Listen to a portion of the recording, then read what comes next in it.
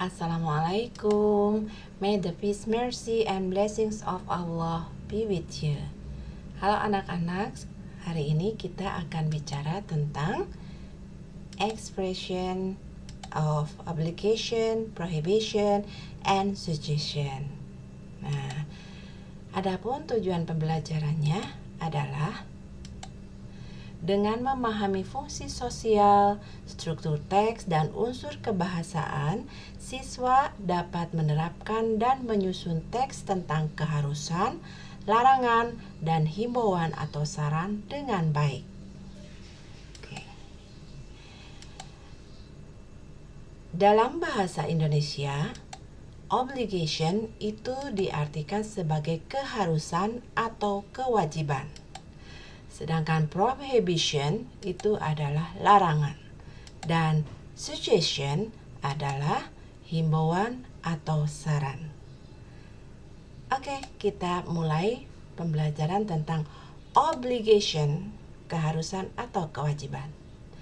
Dalam membuat kalimat obligation atau expression of obligation, kita bisa menggunakan must yang artinya harus.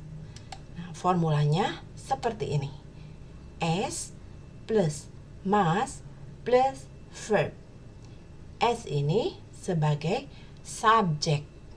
Yang termasuk subjek yaitu they, we, are, you, she, he, it. Nah, kemudian setelah must itu ada verb. Dan verb yang dipakai atau kata kerja yang dipakai adalah kata kerja dasar. Nah, kita lihat contohnya. I must study hard. Saya harus belajar giat. We must stop complaining about our life. Kita harus berhenti mengeluh tentang hidup kita. I must talk to my mother before I leave. Saya harus bicara kepada ibu saya sebelum saya pergi. Yang kedua, kita bisa menggunakan have to, yang artinya harus. Ini formulanya. S plus have to plus verb. S-nya subjek, yang termasuk subjek they, we, are, you, she, he, it.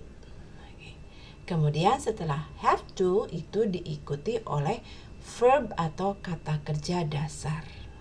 Kita lihat contohnya. You have to wear school uniform. Kamu harus memakai seragam sekolah. We have to pay tax. Kita harus membayar pajak. Nah, sekarang apa dong bedanya penggunaan must dengan have to? Kalau must itu dilakukan karena keinginan dari dalam diri sendiri. Sedangkan have to itu dilakukan atau harus dilakukan karena kondisi tertentu atau ada peraturan yang mengharuskannya. Begitu ya? Oke. Nah, sekarang kita bicara tentang prohibition atau larangan. Untuk membuat expression of prohibition, kita menggunakan must not, yang artinya tidak boleh. Formulanya seperti ini. Subject plus must not atau mustn't kalau disingkat, dan verb. Subjeknya tetap they, we, are, you, she, he, it. Dan verbnya juga tetap kata kerja dasar. Kita lihat contoh kalimatnya. We must not come late. Kita tidak boleh datang terlambat. We mustn't refuse the appointment. Kita tidak boleh menolak perjanjian. You must not lie to me. Kamu tidak boleh berbohong kepadaku. Oke. Berikutnya tentang suggestion, himbauan atau saran.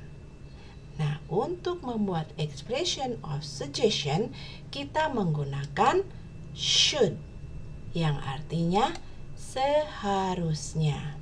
Oke, kita lihat formulanya. S plus should plus verb. S-nya itu adalah subjek.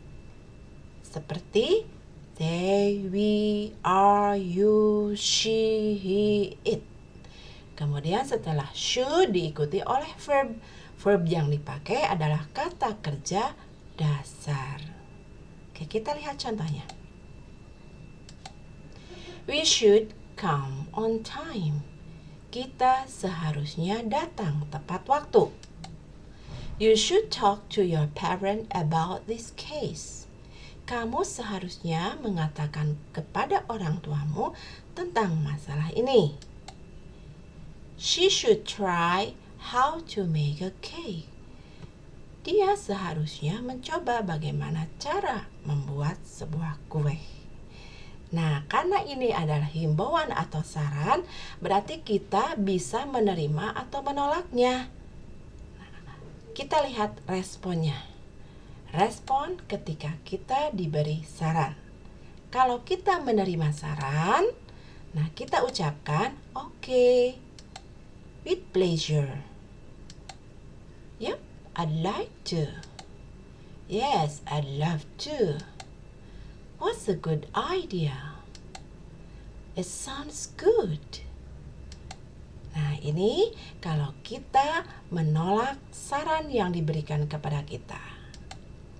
No, thanks.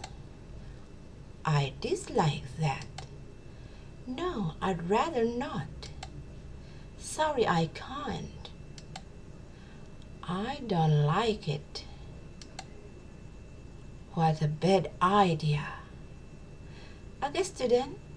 I think that's enough for today, and I hope you always remember the lesson. Thank you for your watching, and Assalamualaikum.